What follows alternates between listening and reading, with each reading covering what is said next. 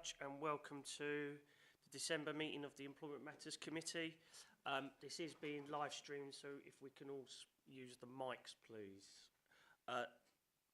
Item 1, apologies for absence, please. Councillor Prenser. Councillor Hamilton sends her apologies and I'm subbing for her. Thank you. Councillor Hackwell.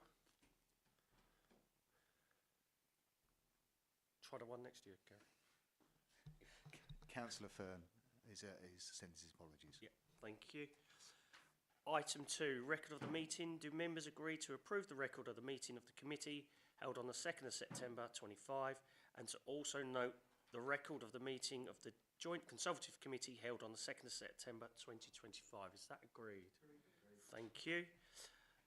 Item 3, urgent matters by reason of special circumstances. There are none.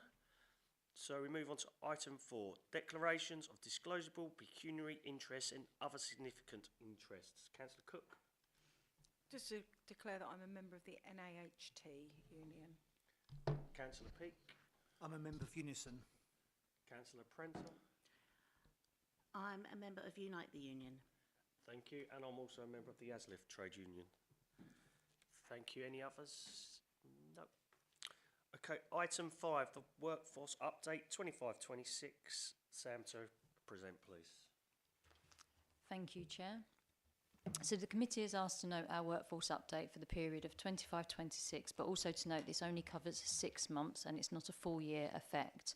Data is set out in appendices 1 to 4, and they cover the workforce currently in terms of our establishment and full-time, part-time, casual and permanent members of staff, as well as Appendix 2, sickness absence, Appendix 3, equality, and Appendix 4, our turnover rate. The committee also asked tonight to consider moving this report to an annual report. Thereby we can measure trends and look at the data more closely. So for example, within the sickness report, it's reporting an average FTE days lost is 4.9, when overall on a rolling year we're on 10.18. So presenting data at a 6-month point could be misleading. I will assume that the report's been read without going into too much around the statistics, and I'm happy to take questions. Thank you. Always the worst. Thank you. Any member? Councillor Hartwell. Thank you, Chair. Thank you for the report, Sam. If we start with the 139 full-time additional employees, that's gone up by about another 10%. Now, my recollection is when I first joined this council in 2019, we were around 1,800 full-time workers, certainly around that number. So it's almost gone up by a third now, because we're nearly at 2,400. So that's an awful lot of increase for not a lot more output. You know, the tax base hasn't grown significantly in that period. So can you explain why we're still growing at 10% a year and what's really driving that? The turnover, or the first year turnover at 25% is quite worrying. And could you expand on what work you've done to sort of like try and mitigate that, to bring it down, because 25% in the first year, or even explain it so maybe it's 25% turnover in that job, or is it actually out the door? Because it could be, you know, people just come in and get their foot in the door and then move on to other opportunities inside the council. So I'd like that clarified. The stress and anxiety, could you just give us a little bit of what you're doing to sort of work on stress and anxiety, being it's the top reason for absence? And also, I note in the report that you've got to report of people that salary exceeds 50,000. I wonder how many that is roughly in the council. How many employees do we have that are over 50,000? Thank you. Sam, do you want to respond, please? Thank you, Chair. Thank you, Councillor Hackwell. So the increase in terms of the establishment, you recall, I believe it was last year that there was a number of reports that went into full council to look at increasing some of our back office provision, as well as children and adults. But that also occupied areas like legal, HR and finance. And the reason for that was simply down to the sheer demand and increase in activity we've got, as well as reduced government funding.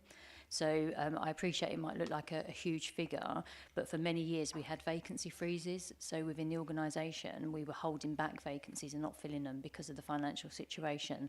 So this investment is purely down to demand in that regard.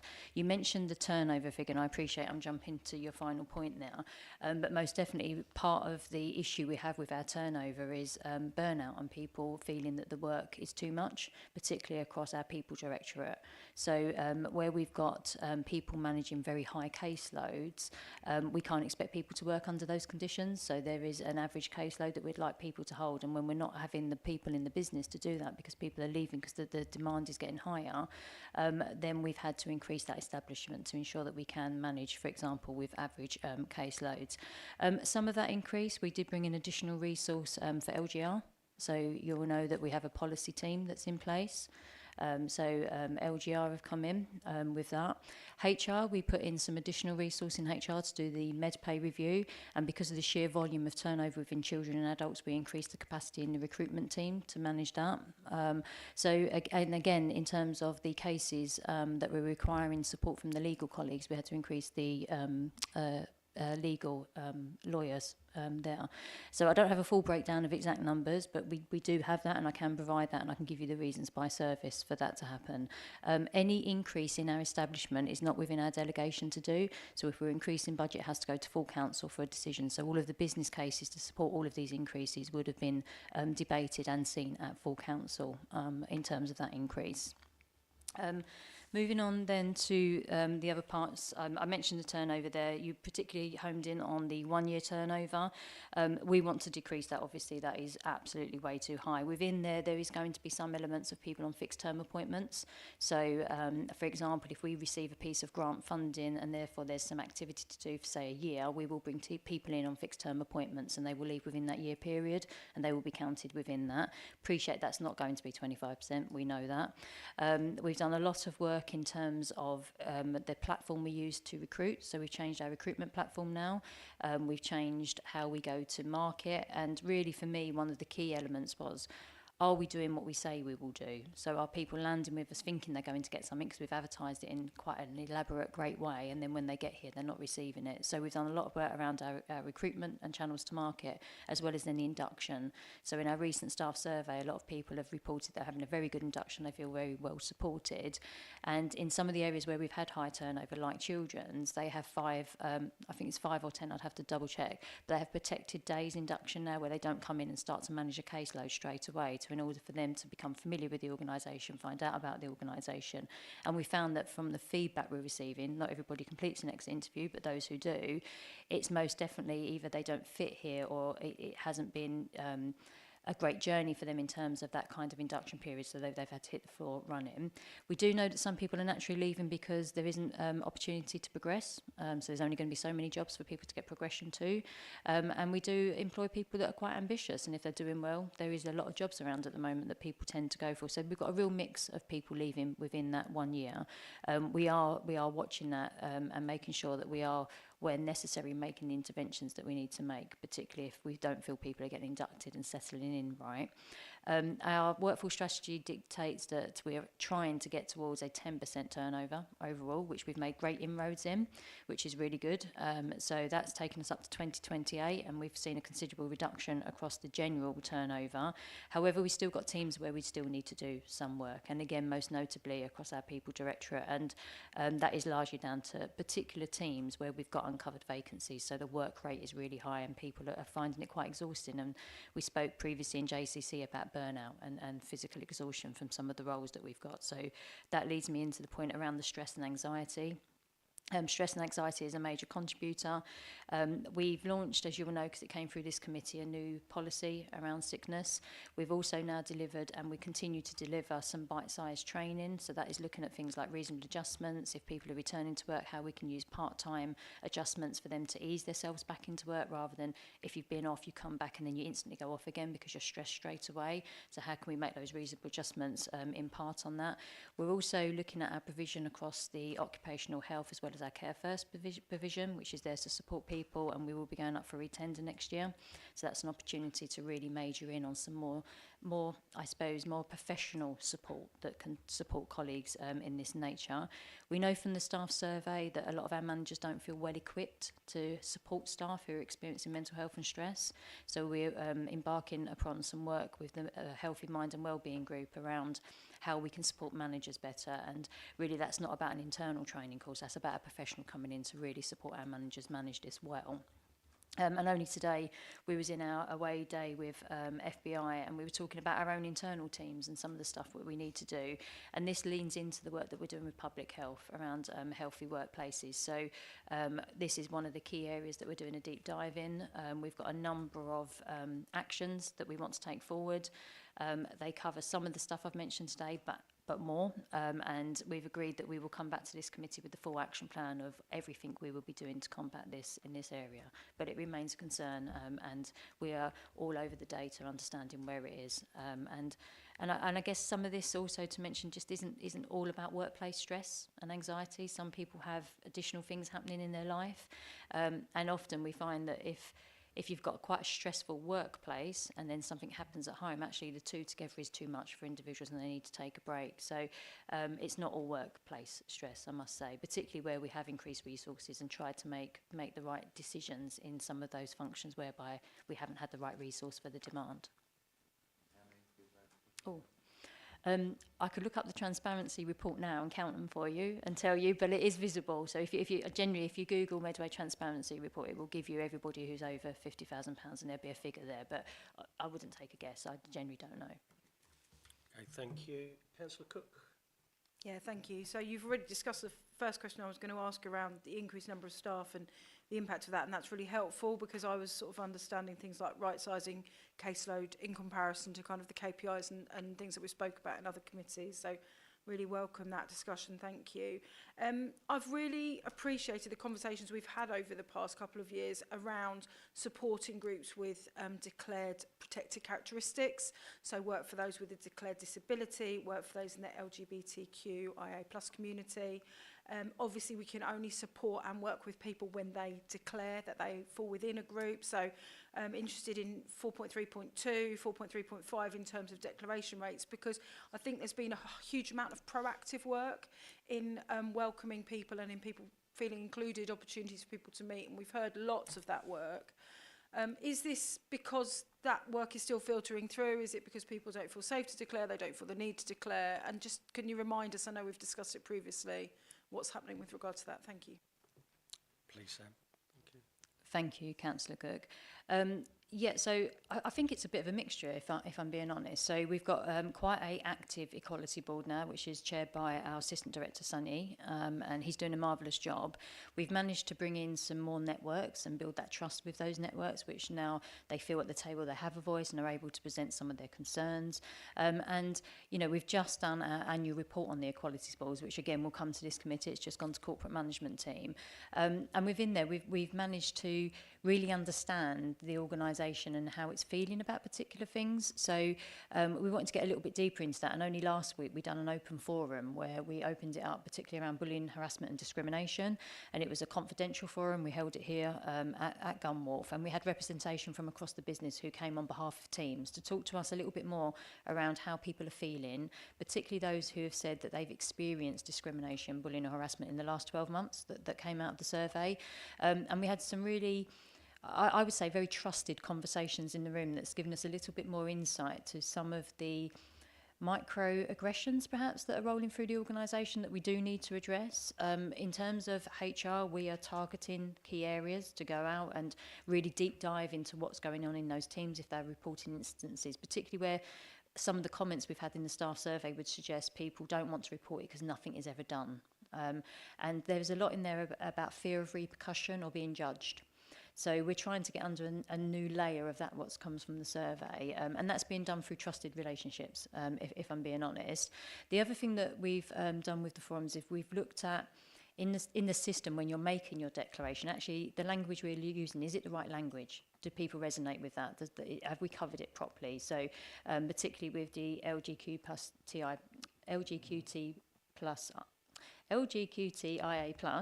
particularly with that group, it was actually, why do you want to know? What difference is it going to make, and how are you recording it in the system? So again, we've done I would say we've done quite a bit of work. The one that we do have the issue with actually is disability.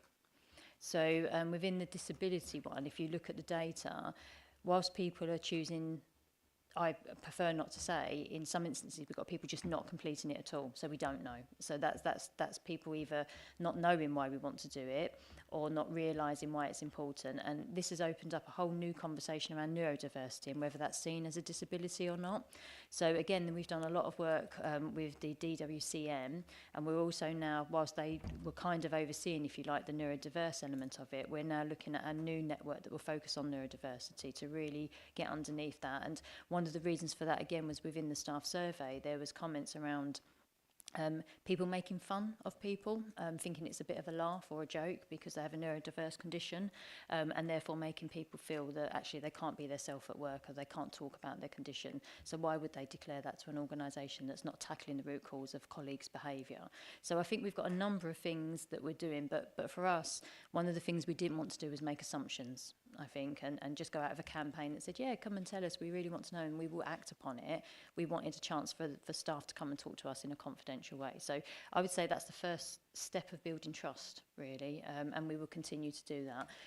You'll know from the EDI strategy and the action plan within there that we do want to really hone in on that campaign and push that, but we don't want to do that cold without that kind of support in place, particularly from senior leadership around why it's important. So a long answer, but it's an important subject. Do you want to come back? Just coming very briefly, no, thank you, and I recognise how much work's been done, which is why I wanted to flag it. I think just to come back and tie the two conversations together, because actually people who, for example, have a neurodifference, who don't feel that they're able to be their true selves at work and are having to mask and present in different ways, are going to experience higher stress and anxiety. That may then impact mental health. So actually the link between that work and the declaration around sickness and absence, I think, is really crucial. So I really welcome that. Thank you, Chair. Thank you. Councillor Peake. Microphone. Yes. Actually, this is the same, roughly speaking, around the same subject that I wanted to refer to, read page 23. But before I say that, may I please say how pleased I am with the response we've had with Sam, the recognition of language, for instance. It occurred to me there are still some people who will think of, oh, the importance of language, oh, that's why quite a load of nonsense. Actually, quite often the use of language is a practical thing, so you have clarity. So it is clear to people what is their work, stroke, life experience going to be like. I'm really also very pleased to hear that you mentioned about the support that staff and management could get working in mental health. And I must admit, I've been on a journey. My younger self, I would have got mental health, not in a million years. I was just told to pull my socks up and get on with it. It's not only to the past 2,000 years have I worked in mental health, and I really appreciate the difference between those who work in it, including, say, social workers, and those that don't, about the need to have a comprehension, and not, compassion, but also just an understanding about people that are going through issues of stress and mental health. On page 23, I think it's 4.32 again, I was pleased to see about the increased in recruiting more people that are disabled. One of the things that really annoys me is that there tends to be sometimes in our society a dismissive, if I could say that word, of people that have got disabilities. They also have the right to have the same sense of pride that we all can have when we get up in the morning and we go out to work and we earn our own way in life. They have a right to have that as well. And quite often people that maybe have got extra needs or whatever, and that can be a pain, of course, for the people who've got to manage this. But I'm really glad that there's a recognition of Medway Council supporting them. And likewise, I'm also pleased to see there's increased in, as somebody who very loudly, by the way, supports diversity. I want to shout that out very loudly. That is where I stand on this. So I'm glad to see an increase of ethnic minority, people from ethnic minority background and so on. But also on another point of view, the turnover, first year turnover and turnover overall, how that's decreased. I do recognise that these numbers are relatively small, but it's good to see us going in the right direction, so thank you. Thank you, Sam. I don't know if you need to respond, but just on the turnover, because Councillor Hatwell mentioned it and Councillor Peake as well, do we have a comparator against other organisations where we sit with the turnover? Is that just normal in local government, or are we very high against our comparators? Thank you, Councillor Peake, for your supportive comments. We would have the comparison when we done our annual review, which was, I think, in June now from memory. So we tend to only have a look annually when we do the workforce update, and that's why one of the recommendations in this report is actually moving this report to annual, and then there'll be a lot more analysis behind it. And because we update the workforce strategy, it takes us to 2028, that would kind of link into some of the actions in there and whether or not they've made a difference. And that's one of the reasons it's recommended, Chair. Okay, thank you. Councillor Prenter. Thank you. It's just really, Sam, on the back of what Eddie has just said about the disability declaration rates. How are you practically, I mean, everyone else might already know this, but how do you go about trying to increase that declaration rate? Thank you. Sam. So we largely lean in with the support of the DWCM, which is a network who represent people with disabilities across the organisation, and the chairs are very proactive in those networks. That's probably one of the more long-standing networks that we've had in place. And what we're trying to do at the moment is demonstrate that things like the Wharf project, for example, it's really important that we understand the makeup of our workforce, so in order that for that design to be suitable for people who have needs. So whilst we will, do an audit, an accessibility audit of what that looks like, actually there could be some real practical stuff coming from our own staff that's going to help with that design. So we're making sure that really, I guess, on all of our programmes and all of our touch points, we're engaging with the workforce for their voice and their opinion. And that goes back to the kind of building trust. If we know what our workforce looks like, we're much better placed to be able to come have the conversation and then make sure that what we're putting in place is more suitable than just doing what's expected as a tick box because an audit says that's good enough. So I would say in terms of that, it's about the building trust. When people join the organisation, they are asked as part of their kind of filling in their details to put in their declaration. It's not mandatory. The only one obviously in there is typically gender that comes out because that's part of their registration. But we're asking people to do it, but I don't think the message is there as to why it's important. And that's the bit we're probably working on across all of the declarations, actually, why it's important, we want to know. But our feedback when we kind of embarked upon this last year with our EDI strategy was, do you really need to know? Do you really care? Are you going to do anything different? And I think we're now slowly nudging away at that culture shift and changing hearts and minds around that. So I do expect that to increase. One of the delays on particularly the disability was how it was being recorded in the system and some of the language we was using. So we've had to do a bit of a system change in the background to make sure that it's more relevant for people and people can identify with it. So that was one of the key areas that we had to do as well.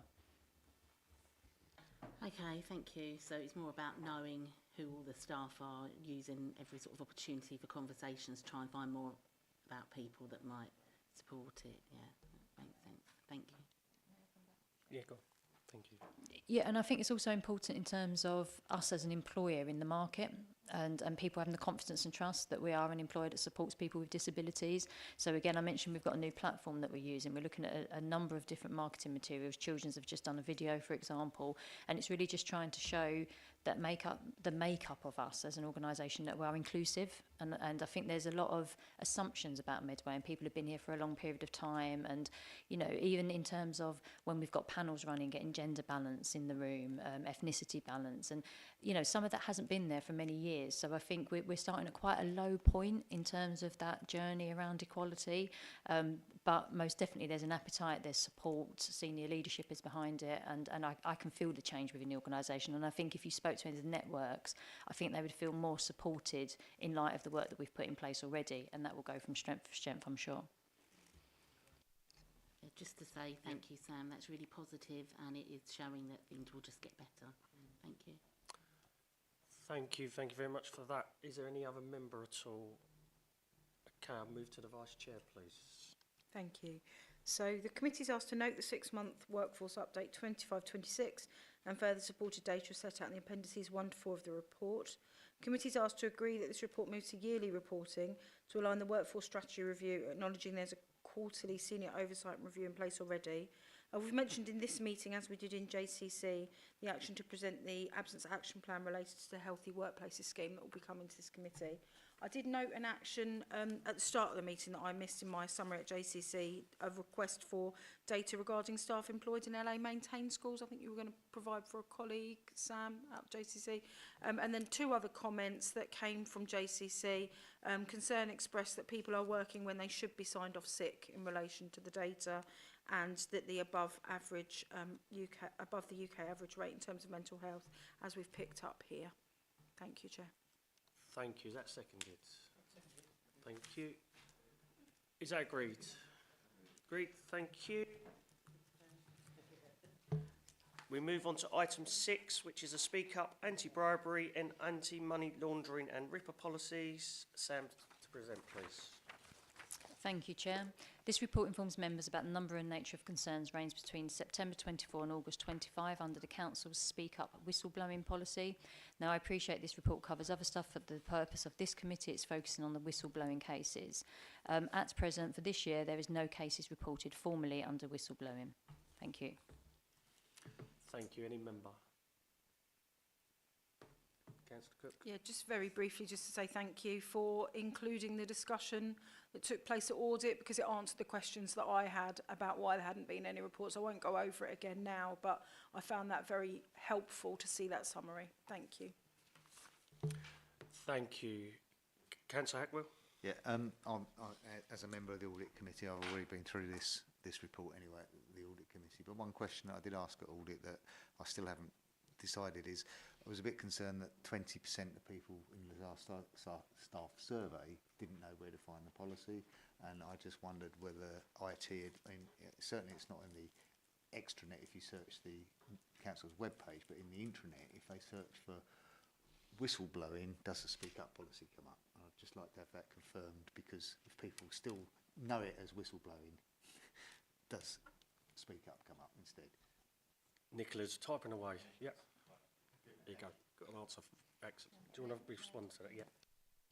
Yeah, I think also there's probably a bit of misunderstanding around whistleblowing. So typically if somebody is experiencing bullying or harassment, then tonight we will be hearing about the policies that support that, which is slightly different to whistleblowing in the nature of fraud activity, or if the council is at risk or an individual is at risk. So I think whilst there's no formal cases to report, some people have raised their concerns through that channel, and then we've kind of put that within the appropriate channel, because there's officers that meet to discuss the most appropriate outcome for that. So I do feel that people do know where to go if they need to raise a formal concern.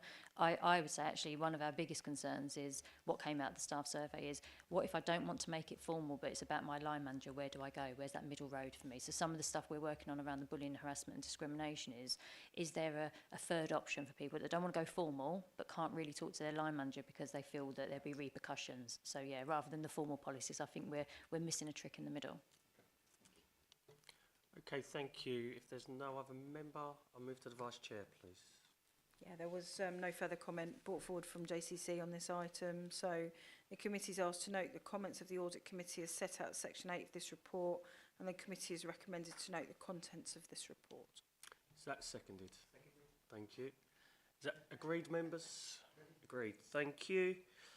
Item 7, the revised grievance and harassment policies. Nicola, to present, please. Thank you, Chair. So the grievance and harassment policy has been reviewed. As a result of that, we've now separated them into 2 separate policies, one for grievance and one for harassment and bullying. And the primary reasons for doing that is to improve accessibility, transparency, and drive quicker and wherever possible informal resolutions to our staff's complaints. So there's not been a substantive change to this policy. There is a change to expedite the time frame in which managers would normally acknowledge receipt of such claims, and to arrange and to meet with the employee within 2 working days. Again, to enable us to try to resolve issues at the earliest and the lowest level, ideally at the informal level. As we know, when that happens, resolutions are more likely to be successful and sustainable in the longer term. So this policy has been shared for consultation, and we've undertaken a diversity impact assessment. So we brought it here today to share it with Employment Matters Committee. We welcome any feedback and comments and suggestions for any further changes. It would be really helpful if, when you're posing any questions, if you could help me by stating whether it's the grievance policy or the harassment and policy that you're referring to. Thank you, Chair. Okay, thank you, Nicola. Before I open it up, just the comment from me really is I think it's a sensible thing to separate the two. I think it's clear for people to understand where they need to go. And I think some people probably didn't want to go through the harassment, reporting harassment, because they think they'd have to raise a grievance, whereas this actually makes it clearer. So do we have any questions or comments at all? Councillor Peake, then I'll go to... Yeah, so I'm just looking at the agenda again, because I always worry that I miss it. Do you state, how do you go about making sure that your members of staff actually do appreciate the policies, and it's not actually clear into my head the difference between the two, so I can't say to you which one? That's my ignorance. That's the question, and I've got a reason for asking this question. Nicola? Thank you, Chair. So staff may have a number of grievances. It may be about their line manager, their colleagues. It may not be related to bullying and harassment. Obviously for us, we want to resolve all complaints that staff raise, but particularly we want to ensure that anything of bullying and harassment is, prioritised in terms of trying to resolve that too. So it's helpful if you separate out the two. The way that you manage those processes might be slightly different as well, thinking about some of the sensitivities around bullying and harassment specifically. Sorry, Chair, to be cheeky. Can I ask you to do me a favour and just give me like a one-sentence description of what you call a grievance, and therefore what would be something that's under bullying harassment, please? Somebody might have a grievance where they think something has been applied unfairly within their team. Yeah. This colleague is allowed to leave early on a Monday afternoon, and I've asked to leave early on a Tuesday afternoon. Why is that not? Yeah. That's good. Thank you. You're welcome. Now, Chair, the reason why I was particularly keen to ask this, and obviously we'll not go to in any detail whatsoever. In one of my other roles as a Unison steward and rep, I seem to be increasingly hearing, and right now there are several cases taking place, where the words bullying harassment are being made by a member of Medway, an employer of Medway, regarding their manager, in fact their line manager, taken to one side and basically being threatened, that type of thing. So I'm just wondering how well that I should expect that employee to realise there is these procedures that can be followed, and that's why I asked the question that I asked. So all of our key policies, including grievance and bullying harassment, are introduced through the induction period of somebody joining us as a council, so they should be familiar with those processes there. When we make changes to any policies, there's always kind of a rollout of that. We have mandatory training around certain aspects that cover that, so equalities training, that type of thing. We do bullying and harassment training is one of our offers as well. They're all on our intranet. So there's lots of different ways that staff should know about these policies and have access to these policies readily. No, thank you for that answer. I'm not saying this just happened, but I'm very sensitive to the idea of culture, because there needs to be a sense of, I think I might have said this before actually, maybe in this forum, it's one thing having something in a bit of paper, but that employee needs to know that there is a culture in this authority that actually welcomes and encourages things like this. Because the last thing that somebody wants to do, especially if they're going through all sorts of stuff in their personal life, maybe they've been in an accident and they've got all these issues going on, they then get bullied by their line manager, they've got to know that they can report and be comfortable doing that, and there isn't going to be, nudge, nudge, wink, wink under the table, come back on them. So I'm just hoping that culture's there. Thank you. Thank you, Councillor Peake. I think, building on what Sam was referring to earlier, we're doing lots of work along lots of different streams to improve trust and confidence, and to demonstrate that we really do want to work in an inclusive and welcoming environment in this council. we're really doing lots of good work with the employee forums that we've talked about. We've got employee wellbeing champions, so if somebody feels like they can't reach out to anyone in their immediate service, they can reach out to them. We've got obviously our trade union colleagues who, you know, we've done a lot at things like Medway Live to really promote all of our different forums, the unions that are available to people to access. So I think, you know, we take lots of opportunity for our HR newsletter, which is widely read across the organisation, that comes out on a monthly basis, and we give different focuses.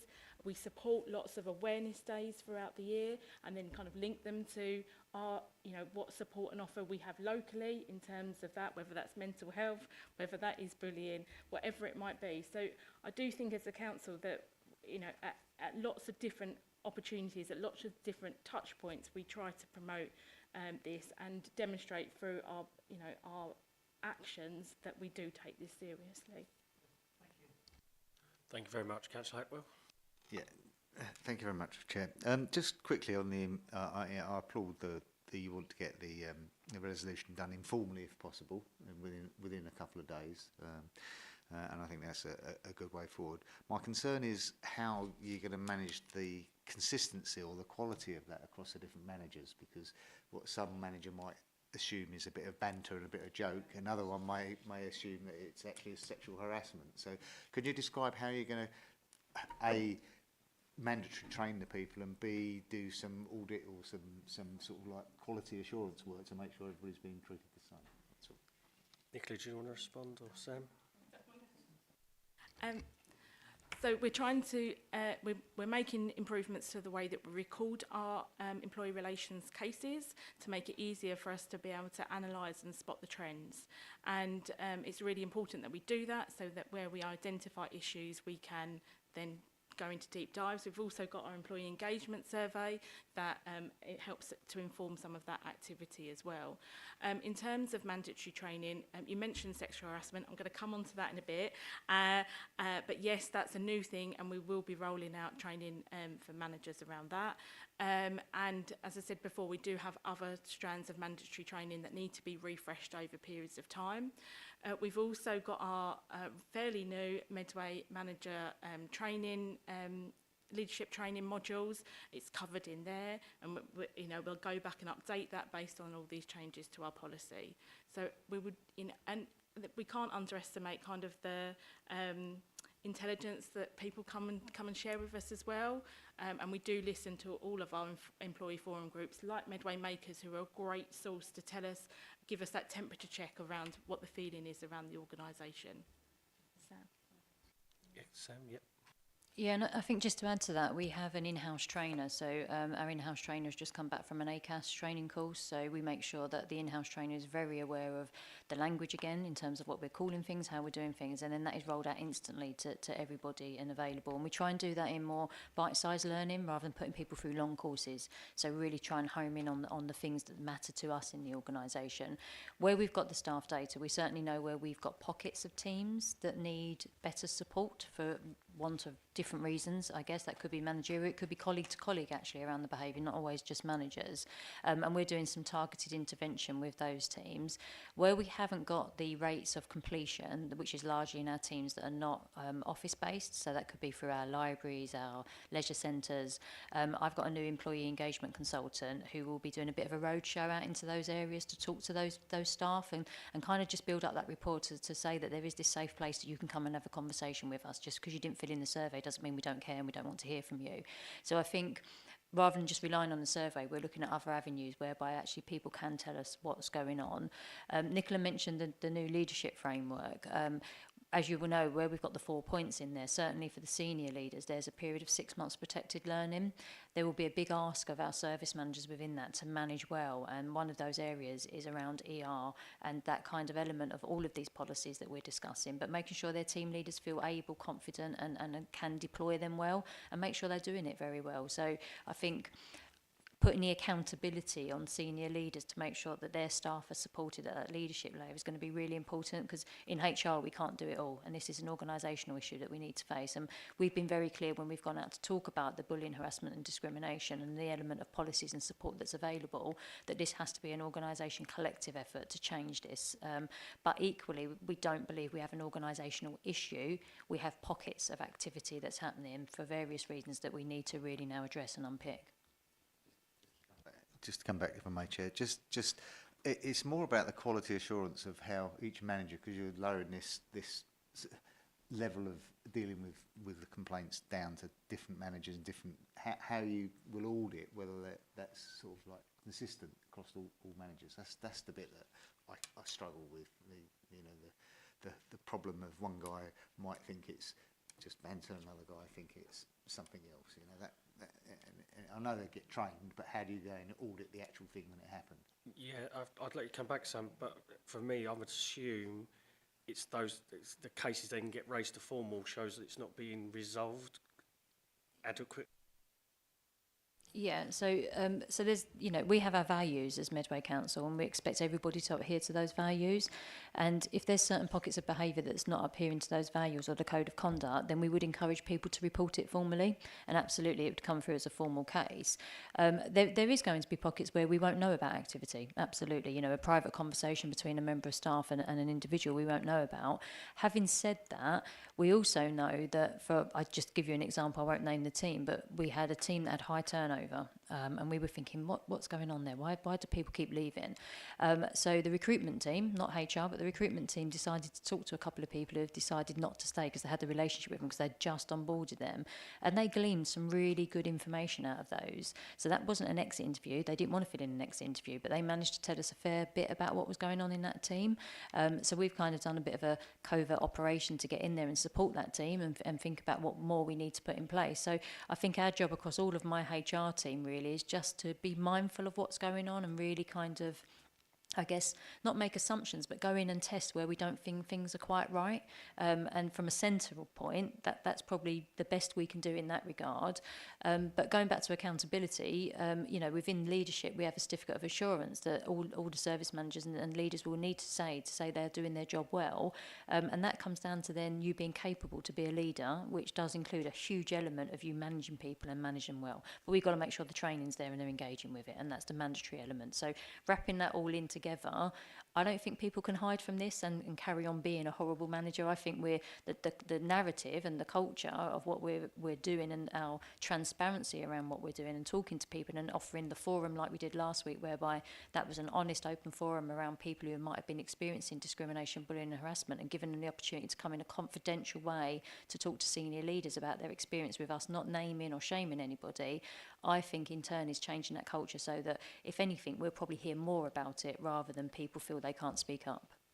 Thank you. Thank you. Councillor Cook.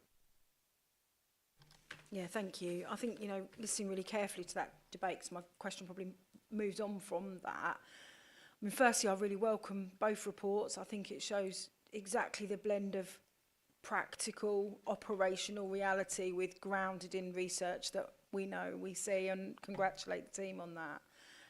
It was the conversations, particularly starting in that first grievance policy, around line manager responsibilities, employees' responsibilities. I noticed that if someone felt they couldn't go to their line manager, they could go to their grandparent manager, so there is that kind of fail-safe. But it was that the kind of impartiality around that of, if I felt, and you've already mentioned the new ER consultant, obviously the work of other people in HR, but that if I'm receiving this policy and I'm wanting to follow it through, but I'm feeling really concerned that they're not the people I feel confident to go to, how am I as an employee, how do I know that?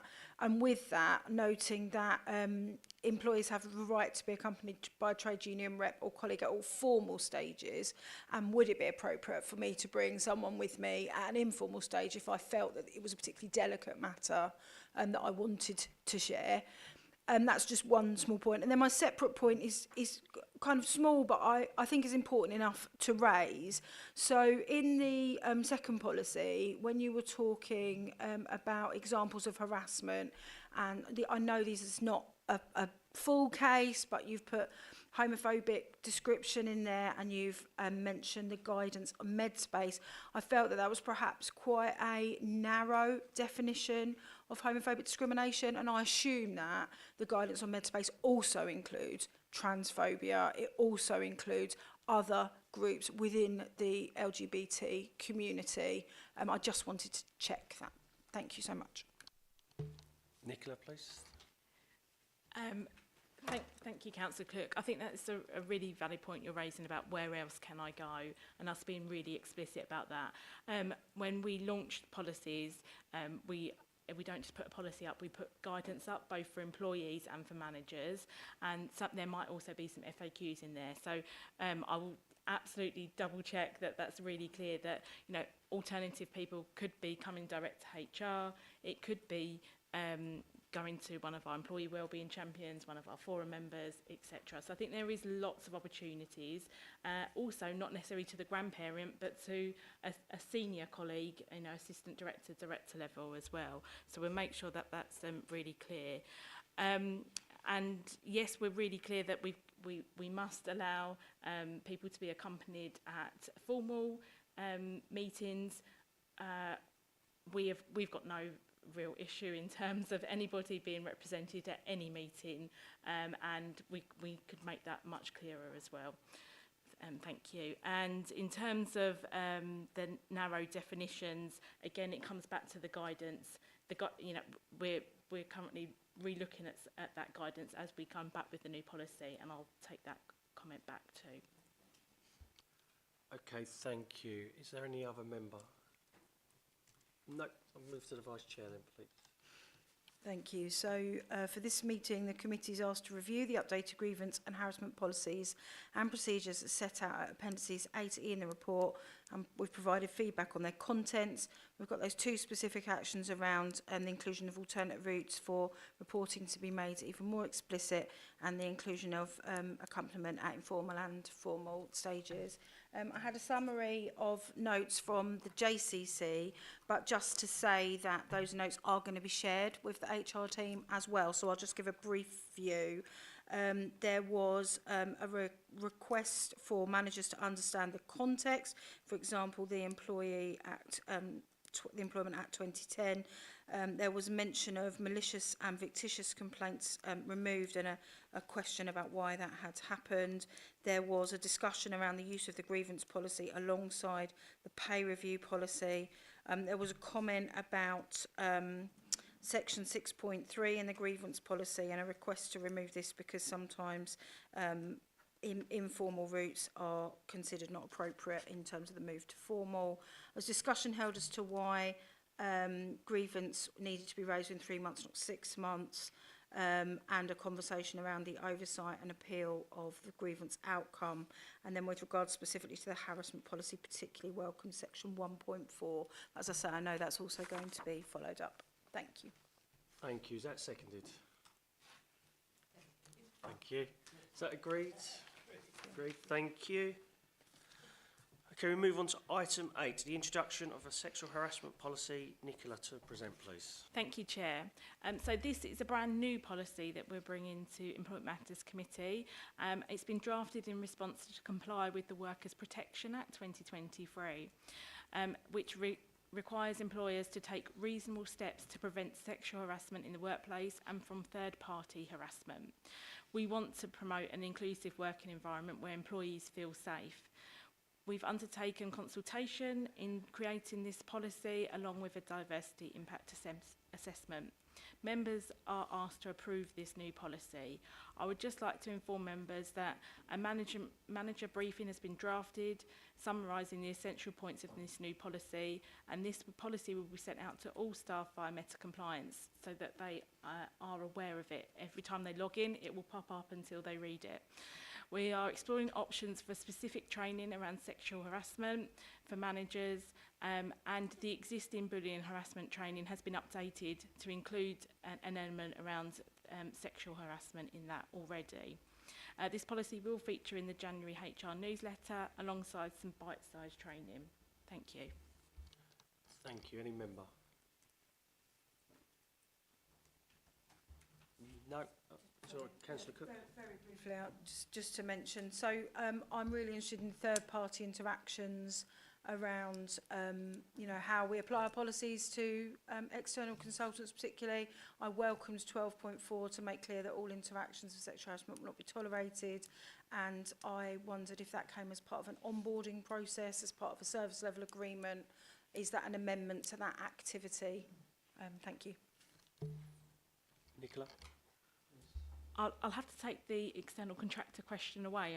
Apologies, I don't have the answer for every single procurement activity that's taken place with external contractors. Yeah, and third-party harassment is we're currently reviewing how we capture that to make sure that we, you know, we're clear about how we're going to record it, monitor it, and take action, and also to make sure that the reporting lines are clear for staff in terms of the communications that we post out as well. Do you want to come back, Councillor? Yeah, just say thank you, because I know it's something I'm particularly looking at in my workplace as well. When you work with people outside, how do the policies apply? So just really curious. Thank you very much. Thank you. Councillor Peake. Yeah, sorry. Sometimes I get thoughts in my head. It's not even necessarily a clear question. I'm just speaking out openly, and it's kind of repeating the last point. For starting point is, I'm glad that sexual harassment is particularly separated, because I think this is something that needs that to be highlighted, and that emphasis. I do think there's quite often the possibility that people, again, just don't get this, though it can be, you know, in the training and then be in the report about exactly what constitutes sexual harassment. I would like to say, whilst I recognise that I'm sure the vast majority of instances will be man to woman, you do get man to man, and you may even get woman to man sexual harassments as well. The latter being one that I think is more inclined to be brushed under the carpet. And I'm thinking of real life instances when I say this, by the way, about a particular one female manager, not in matter I hesitant to add. So again, the need for that open dialogue, and maybe to some extent, I mean for everybody, but I can imagine, you know, if you're a man on the receiving end of this, so I'm trying to be very careful here, because there's also connotations about as a bloke going to a manager to complain about a subject like that, you know, that could be very uncomfortable, let's put it that way. So I hope again we have a culture that encourages that. Thank you. Do you want to come back on that, Nicola? Thank you, Councillor Peake. Look, this is a new policy, so we've got to embed it, and as part of embedding, we've got to review it. And, you know, we may want to consider questions in our employee engagement survey in the future to kind of test understanding, to test how people are feeling about it. We can reach out to our employee forums to kind of do some pulse surveying as well. But I think, you know, this is a first draft of a policy, so it absolutely will need to be reviewed, and we'll need to keep monitoring that and getting feedback from the organisation about, do they, even though we've got a policy, does that make them feel able to come forward or not, and what else do we need to do different? Sorry, I jumped there. I'm just really glad to hear again that open mind that you're demonstrating. You're openly saying it's a new policy, and therefore we're learning, we're looking at it, and we're reviewing and checking. So thank you. Any other member?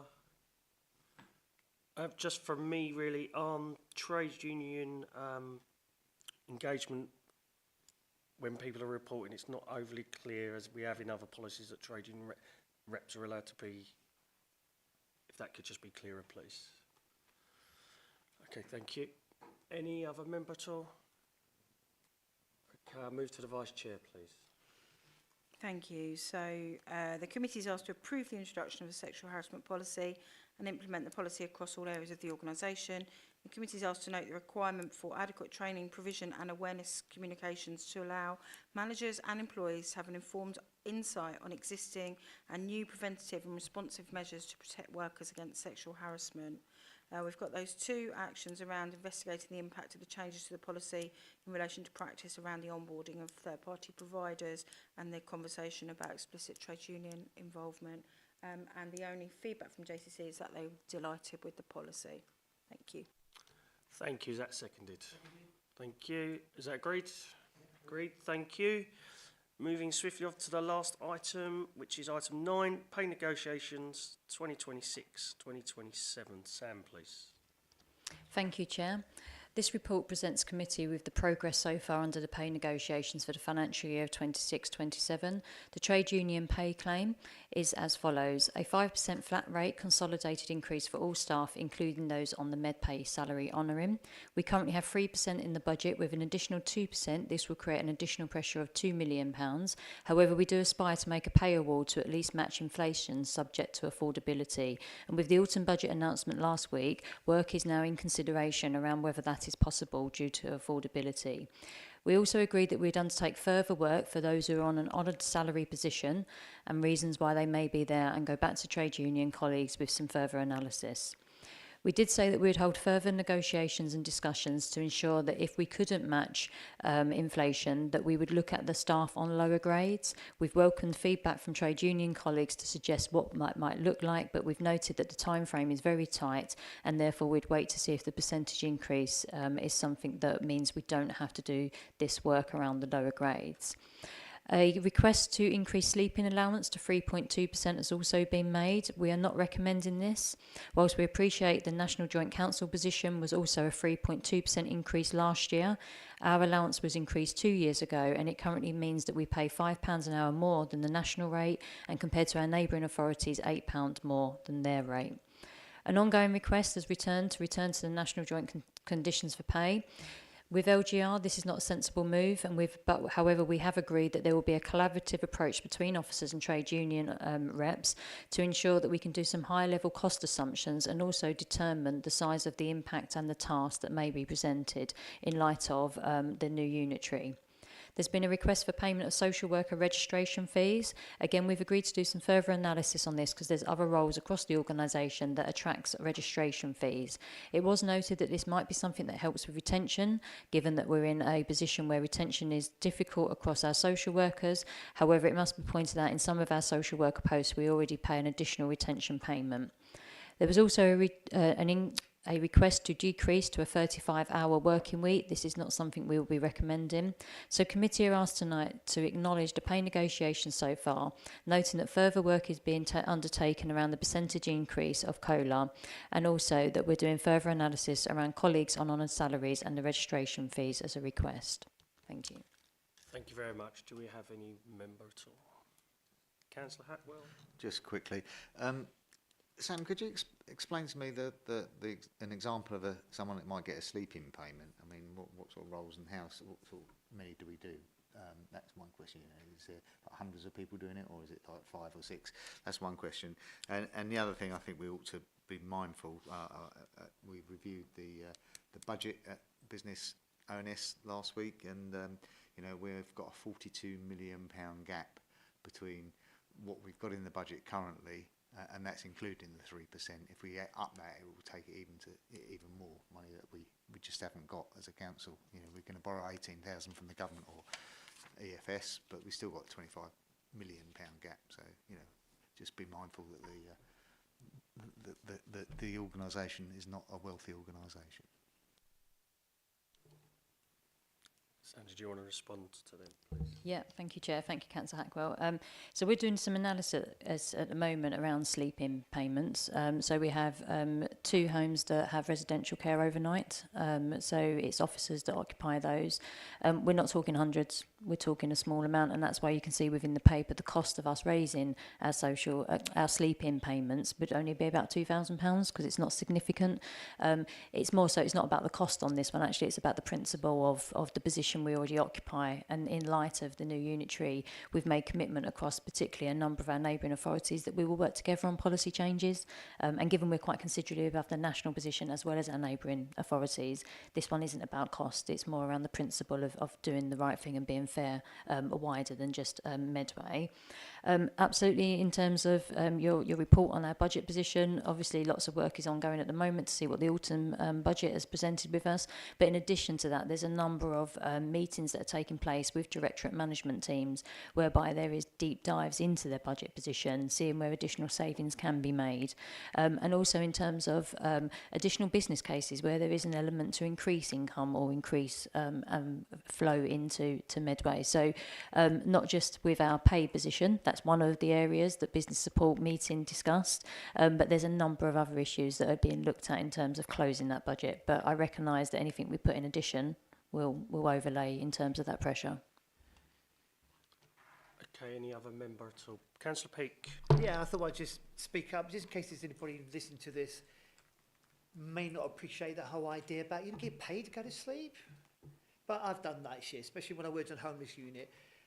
Vast majority of the time, when you do a sleepless shift, you'll be lucky to get any sleep because a lot of the residents are nocturnal. And when nothing's going on, you lie there and you hear all the bangs of the doors and not anything to get up for, but you do not sleep. So you do need to get paid. And I just want to reflect, this is completely unofficial, but when I was at the Unison meeting and we discussed about pay and the rest of it, there was an appreciation of the fact about what you said about the night pay already. And I'm keen to say this because I think sometimes some people, politicians, media, try to sell their idea that everybody involved in trade union movement is just about greed, you know, grabbing for every bit they can get without any regard about the consequences of that pay or how much it costs or whatever. And I just want to say it was recognised and appreciated, so thank you. Yeah, thank you. On the sleeping, I'm not sure, did you answer Councillor Hackwell's, how many people sleep in? Handful, right, sorry, I missed that. Okay. Yeah, it's not minimum, okay. Thank you. Is there any other member at all? Yeah, just for me, really, yeah, I was at that same meeting and it was said there is still work ongoing and we don't know where that budget's going to be. And again, like I said to a certain member at that business meeting, we do need to pay our staff. We need to make sure they can afford to come to work and live a good life while putting their efforts into working for the residents of Medway.